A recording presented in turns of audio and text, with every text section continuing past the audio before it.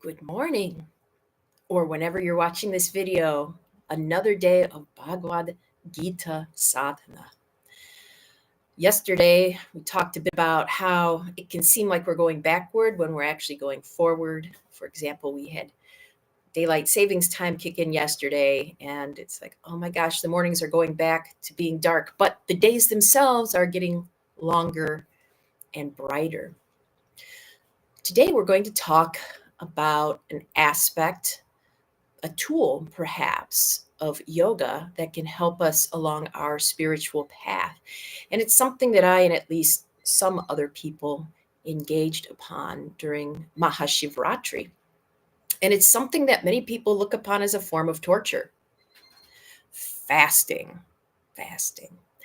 So on Mahashivratri, I went without food and water all day until the end of the Shivratri event, in which I partook with very special food that had been permeated by the mantras and that had been gathered and prepared with a lot of care.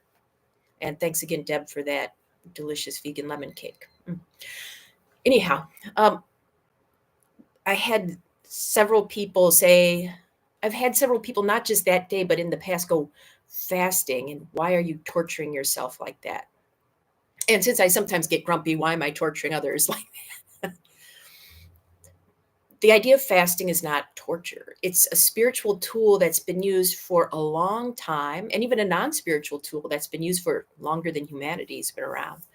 And one of its benefits, actually, its big benefits that I really noticed this time, is it helps us realize that things we think we can't live without, we actually can.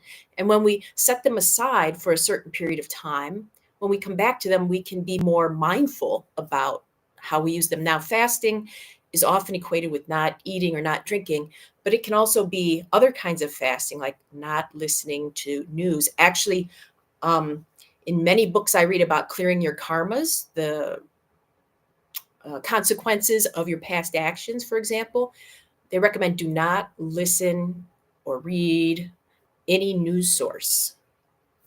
So that's an idea. It could be just something in your life that you know is a little destructive, such as engaging in gossip, for example.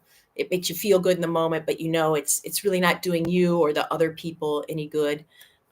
It could be a substance that you feel you rely upon. Today's Google Doodle, as I'm recording this, is a tribute to the flat white, a tribute to a coffee beverage. And that I find that interesting. I'm somebody who has never needed caffeine to be awake. So I naturally never use caffeine if I can avoid it. But some people rely on it and become more and more reliant. That's something you can also try for a day, is giving up something you think you really have to have on a more physical level, to keep you going. And do you need it? Well, that will be my encouraging today when we do the meditation, is to reflect, what is something that you think you cannot live without? And can you?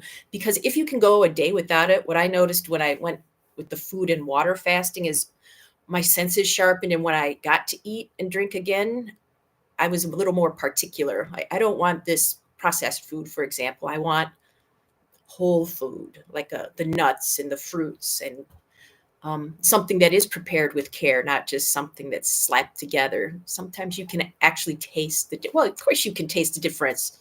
Any family food you eat, and you're like, oh, nobody else can make it like my mom, my grandma, my grandpa, my dad, my cousin, whatever.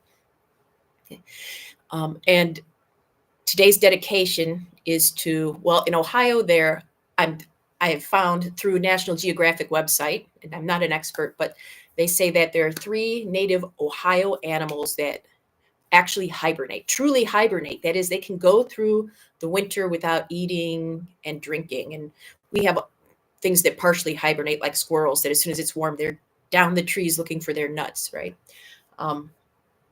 So today's practice is dedicated to, let me see if I get these right, the little brown bat, the jumping mouse, and the groundhog. They truly hibernate, which means they go for literally months without food and drink. And imagine that. And then they get up and go about their biz. Very impressive. There are certain things that I know aren't necessary for my life, like television, that I don't know if I could go without for months. But it's interesting to try and to kind of get that reset button. So I encourage you to think of something you might want to try in your life like that when we do our meditation. I am now going to give up the comforts of the heat and go outside for the balance practice. You are most welcome to join. Remember, you can do this sitting, lying down, and I'll knock on the window if I remember.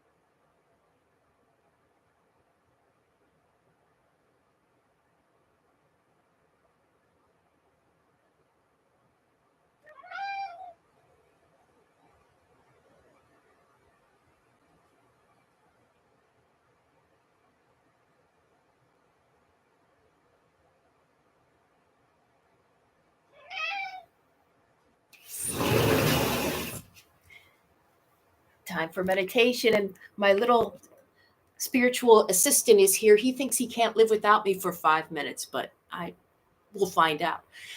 Consider something that you think you can't do without for even a day in your life. And can you? Maybe you'll make a decision to fast from it today. See you in 5.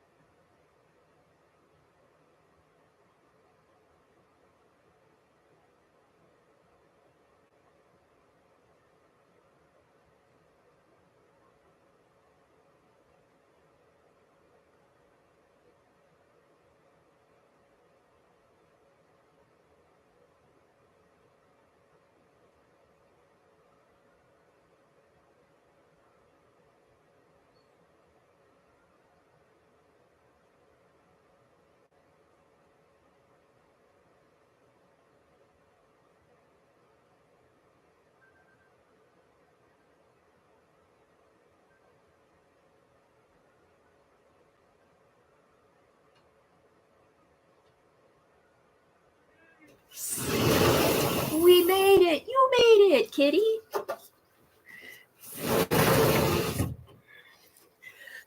Welcome back. Wow, it's bright today. I hope you found that interesting and useful.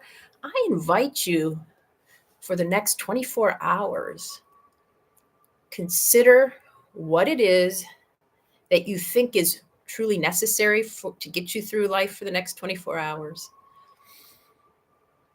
Can you fast from it for just one day? One day. Remember, it doesn't have to be food, it can be something else. And then see what happens at the end of that day. If you're doing this challenge, I'd love it if you left in the comments what you're refraining from, and then maybe later what the results are. All right. I'm refraining from putting up tomorrow's link. Some of you might notice because I may have to be not on the computer, but on the phone.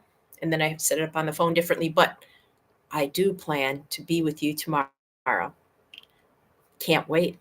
Until then.